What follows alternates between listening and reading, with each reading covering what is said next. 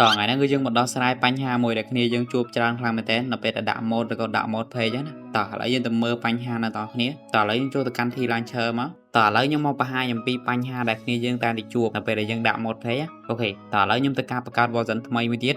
អញ្ចឹងខ្ញុំបង្កើត version អញ្ចឹងខ្ញុំយក fabric ដដែលតមកទៀតខ្ញុំយក version 1.21.10 ឬក៏ខ្ញុំយក version 1.21.1 អញ្ចឹងទៅអូខេឥឡូវខ្ញុំដាក់ឈ្មោះមកខ្ញុំដាក់ថា KK3 មកតមកទៀតខ្ញុំដក create ពីនេះចេញហើយយើងចុចពី create នេះមកតោះឥឡូវបន្ទាប់ពីយើងបង្កើតហើយយើងទៅយក folder mode page មិញមកអូខេអញ្ចឹងមាន3មាន resource page មាន mode មាន config អូខេតោះឥឡូវយើងទៅការ copy វាមក copy ហើយយើងយកវាទៅផាសក្នុង folder ដែលយើងបានបង្កើតមិញតោះឥឡូវយើងចូលទៅកាន់កន្លែងហ្នឹងមកចុច open the mode page folder នេះមកតោះឥឡូវយើងទៅការផាសវាមកតោះឥឡូវយើងទៅការចុចចូលលេងមកតើវាលេងកើតអត់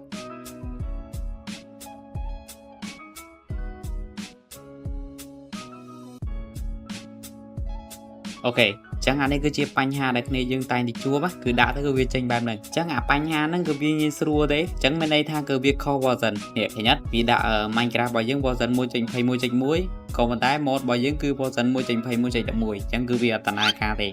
អញ្ចឹងរបៀបមើលថាម៉េចបានវាខុស version ហើយម៉េចបានវាត្រូវ version តោះឥឡូវខ្ញុំទៅមើលអា version ដែលខ្ញុំបានបង្កើតមិញខ្ញុំដាក់ឈ្មោះថា smooth នេះអូខេឥឡូវយើងចុចចូលមកនេះឃើញអត់ version 1.21.11 តើឥឡូវយើងសាកចុចចូលលេងបងប្អូនគ្នាតើវា error អត់អូខេតើឥឡូវគឺវាបានចូលហើយអញ្ចឹងយើងចាំមើលតើវា error អត់អញ្ចឹងគឺវាមានបញ្ហា error អីទេអញ្ចឹងអាក្រហមនេះមិនខ្វល់ទេគឺវាមានបញ្ហាអីទេអញ្ចឹងគឺយើងអាចចូលលេងធម្មតាអូខេតើឥឡូវខ្ញុំសាកចុចចូលលេងមកចូលលេងបានអត់តោះចុច create មក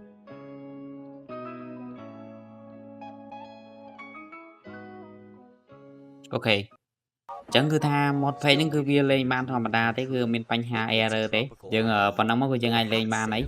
តើឥឡូវយើងទៅមើល mod នៅក្នុង folder នៅបងប្អូនគ្នាតើវា version ប៉ុន្មានណាតើឥឡូវយើងទៅកាត់ចុចចូលកន្លែង folder mod នេះមកmod ហ្នឹងគឺ version 1.21.11 ឃើញអត់គឺ version ដូចទៅនឹងអីដែលខ្ញុំបានបង្កើតអញ្ចឹងបានវាដំណើរការបើសិនជាខុស version គឺវាដំណើរការទេអូខេអញ្ចឹងគឺបញ្ហាហ្នឹងគឺដំណោះស្រាយគឺមានតែប៉ុណ្្នឹងទេអញ្ចឹងគឺយើងត្រូវបង្កើត version ឲ្យត្រូវជាមួយនឹង version ដែល mode page របស់យើងបានដោនណាដូច version 1.21.11 អញ្ចឹងនៅពេលដែលយើងបង្កើត version ដាក់ mode page ហ្នឹងគឺត្រូវតែ version 1.21.11 ដូចគ្នាអញ្ចឹងបើសិនជាខុស version mode ណាមួយគឺវាអត់ដំណើរការទេគឺវា load ក្រាំងមកដូចមិញអញ្ចឹងអូខេអញ្ចឹងវីដេអូនេះគឺមានតែប៉ុណ្្នឹងទេហើយមុនទៅកុំភ្លេចជួយ sub មួយផង Subscribe